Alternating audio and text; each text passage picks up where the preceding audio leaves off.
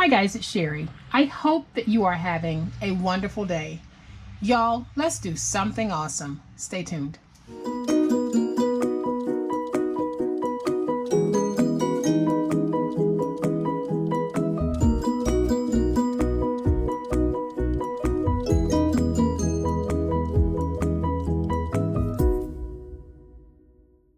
So in a previous video, we made these wonderful, absolutely wonderful little mini gift boxes for those of you in the medical profession. And when I was listing nurses and doctors, of course, I didn't just mean nurses and doctors. I mean anyone who is connected to the medical field. You are all angels of mercy and lifesavers. So these little boxes were such a big hit. I was a little worried because I didn't know how it would be taken, but they were such a big hit. And I got so many requests to actually make the box bigger and deeper so that it could be filled with all types of things, maybe for a doctor's office and the people in the office to share collectively. So that is what we are going to do today. So here is today's project, guys. Isn't this absolutely stunning? I love how this turned out. It is the bigger version of these boxes that we made, and I'll just put it into perspective for you guys.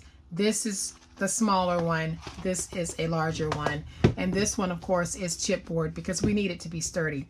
But this is such a wonderful, wonderful way if you wanted to gift something to a clinic or the doctor's office or just a group of medical professionals and you wanted them to have something in the office that they could share from. This is that something. So to make today's project, we are going to be using chipboard because I want to make this box a larger box, but I also want to make it sturdy enough so that if we're putting all types of goodies in the box, it will definitely hold up to repeated use and possibly being passed around from person to person as they go through it to find a pick-me-up goodie. So here is what we're going to need. We're going to need 2 pieces of chipboard that measure 3 7/8 by 5 7/8. We are going to need 1 piece that measures 8 1/8 by 4. 1 piece that measures 3 7/8 by 7 3/4, and 2 pieces of chipboard that measure 8 1/8 by 6. And here are the papers that we are going to need. On my white pieces, we need 2 pieces that measure 3 3/8 by 5 3/8. We need 1 piece that measures 7 5/8 by 3 1/4. We need 1 piece that measures 3 3/8 by 7 1/4. We need 1 piece that measures 7 5/8 by 5 1/2. And on our red pieces, we need 2 strips that measure 6 1/2 by 1 1/2. We need 2 pieces that measure 3 5/8 by 5 5/8. We need a piece that measures 3 5/8 by 7 1/2. A piece that measures 7 7/8 by 3 1/4. A piece that measures 7 7/8 by 5 3/4. And 2 pieces that measure 7 7/8 by 12. And it sounds like a lot, guys, but these are really just those liner pieces that cover this and the top. That's all this is. It looks like it's a lot, but it really isn't. And then to make our box, we are going to start with 4 pieces of 12 by 12 paper. Now, if I make any adjustments to this project as we go along, we might need another piece. But right now, we are going to start with the 4 pieces of 12 by 12 paper. So the first thing that we need to do is we need to join together 2 pieces of our 12 by 12 paper. And I am using 1-inch tape for this. So now I'll just lift up my tape, take my second piece of 12 by 12 inch paper, and just place it down so that I am covering that 1-inch strip. All right, guys, so now we're going to grab the chipboard pieces that we'll need for this part of the project. So you need the 2 pieces of chipboard that measure 8 1/8 by 6, and you need the piece that measures 8 1/8 by 4. So the first thing we're going to do is take the piece that measures 8 1/8 by 4, and we're going to lay it down on top of where we joined the two pieces together. Then we'll take our two pieces that measure 8 1/8 by 6, and we're going to place those down. This time we're going to give ourselves just a little more than 1/8 of an inch in spacing. Not much more, but just a smidgen more. And what is a smidgen? I don't know. It's just one of those things, you know it when you see it. So I am going to place this one down using that same process. So now I'll use my finger blade and just remove my excess paper. Okay, so once we have our paper down, we are simply going to stand this up and fold it over on all 4 sides. And one thing I forgot to tell you guys was to just take your bone folder and go over your paper to make sure that there's a good stick with the paper and the tape. So now that I have it like this, we are going to come in and miter cut. And I had a question about miter cutting and how do you know how much is enough? If you just take a piece of the chipboard that you're working with and you butt it up against that corner there and you draw yourself a mark just like that, then if you come back and you cut slightly outside of that mark, not too far, but just slightly outside of it, just like that, then when you fold over, you should have a nice corner. You might end up with a little bit of a point, but you can fix that later, but you never want to undercut. All right, so now that we have our edges cut, I am going to go ahead and place tape on all 4 sides of my board. All right, guys, so I have my tape placed on the edges of the board, and I went ahead and placed it on the inside as well because we will need to do that as a later step, but I thought I'd go ahead and do it since I had the tape out. So now, all I'm going to do is take my edges, fold them over, and then I will come back and get them stuck down.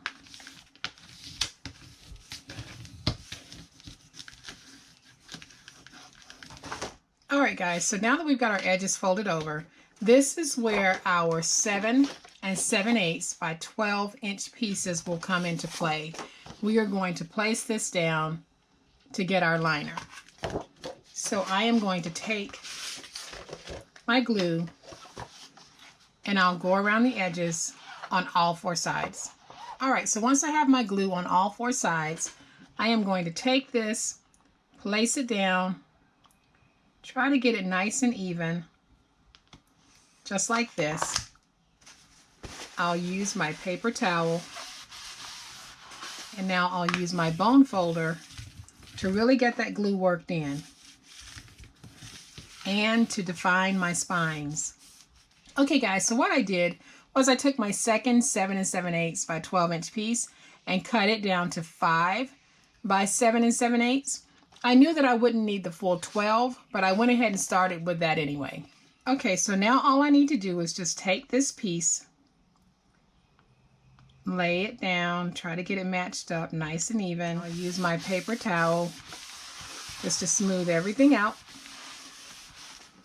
Then I can use my bone folder to make sure that everything is nice and stuck.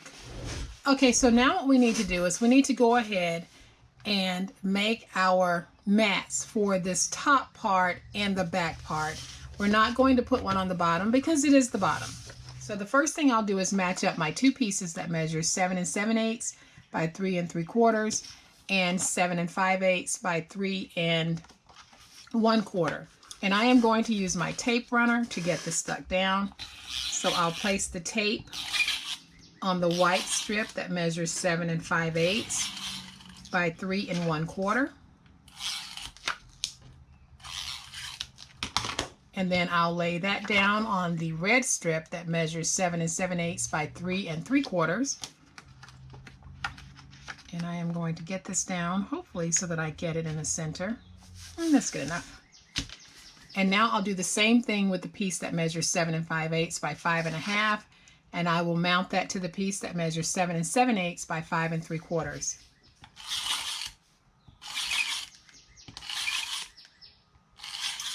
So I'll take this one and we're just going to try to get it mounted so that it is passable. So So now we have our 2 mats, and I'll go ahead and just place these down, and I'm going to place these down right here, just like that. So to place the full mat down, I am just going to do that using some glue. So now I am going to get this positioned, hopefully even. And now we're going to do the same thing with this one. It will go right here. Okay guys, and at this point we're going to go ahead and place our cross. So I am going to take the piece that I started with was 6.5 by 1/2. I reduced it to 4 3/4 by 1.5. So I am simply going to take my glue and position this down, trying to get it centered. And now I'll do the same thing with this one. So I will place my glue, and I'm going to place this in the middle. Okay, so you can see that we have a nice little box top, and now we need to make the inside for it. So we're going to just set this to the side, and I'll be right back. Okay guys, so to make the box part of this, we need to bring in 2 more pieces of 12 by 12 paper, and we are again going to join those 2 pieces together using double-sided tape. Now I am using double-sided tape, but you can certainly use your glue if you want. I wouldn't use a tape runner for this portion, but you can use your Reptile glue or whatever your favorite glue of choice is. And so I will just take my second piece and mount it to the top. Okay, so now I'm going to take my piece that measures 3 7/8 by 7 3/4, and what I'll be doing is placing it right down here at the bottom, and I want to make sure that I leave even spacing, so I'm going to try to place this in the middle of these 2 joined sheets. And when I place this down, basically I will have my seam on the front of the box, but because we'll be placing down the layered pieces, it really won't be a big deal.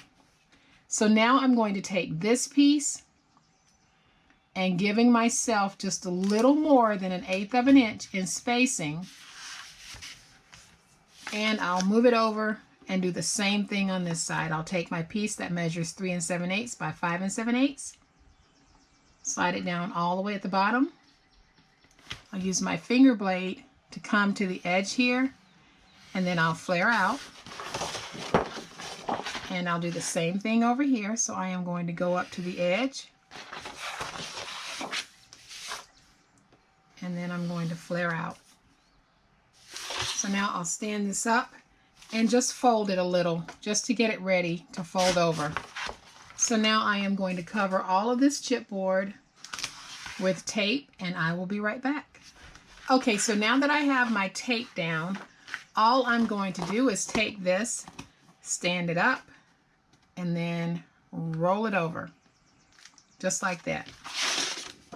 And I will use my finger blade to come back and remove all of my excess paper.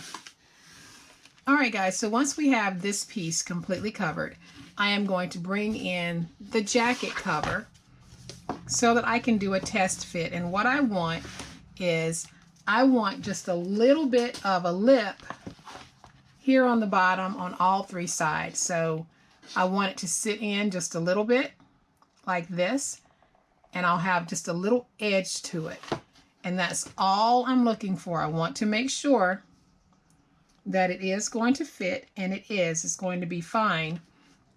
So now what I am going to do, and you guys have seen me do this so many times, especially if you've been with me any length of time, I am going to take this board, flip it over to where I have the raw chipboard, and then I am just going to run my glue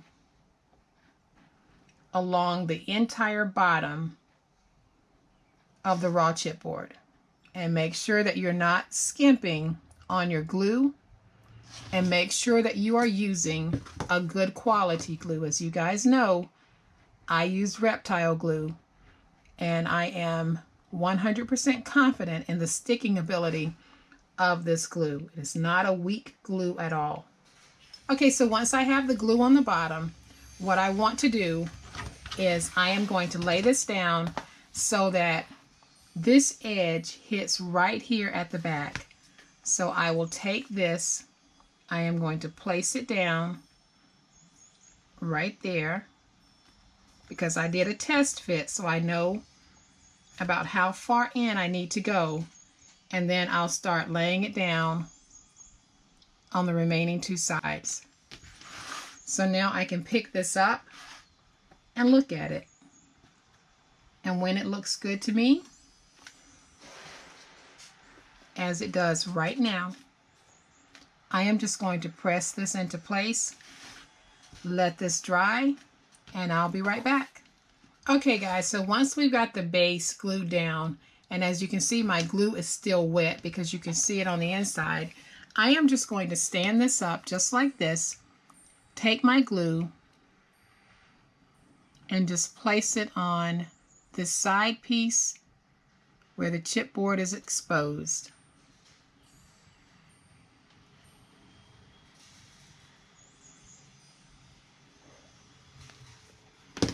And now I can take this and just close it just like this,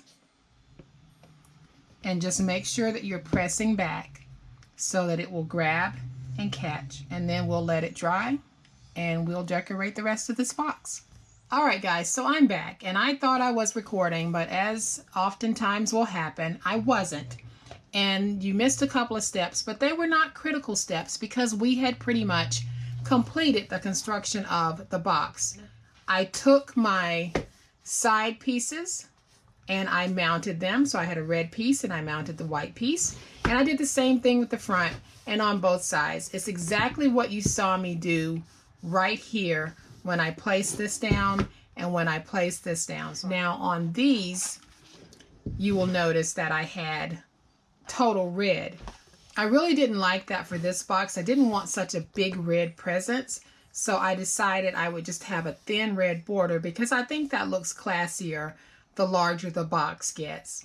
So that is how I decided to finish this off, and then I took two of my buttons, put it here in the front, and now you can see that I have this wonderful little mini chest that you can now open up and fill with all types of goodies for whomever it is you want to gift this to. I think that any doctor's office, any clinic, anyone would be thrilled to have this box. So when finished, this box measures 7 7/8 inches wide, 5 7/8 inches deep, and 4 inches high. So you've got a pretty good amount to be able to fill with all types of goodies and drop it off and say thank you to those first responders or anyone in the medical profession. They can all use a pick-me-up right now. And so often our medical professionals don't get enough time to even really grab a decent meal. So imagine if they had this chest just filled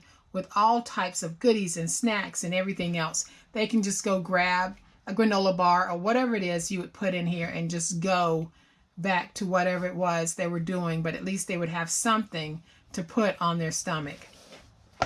So guys, I hope that you have liked this project. And if you have, please hit the like button. If you are not a subscriber to my channel, I would love to have you join my online crafting family.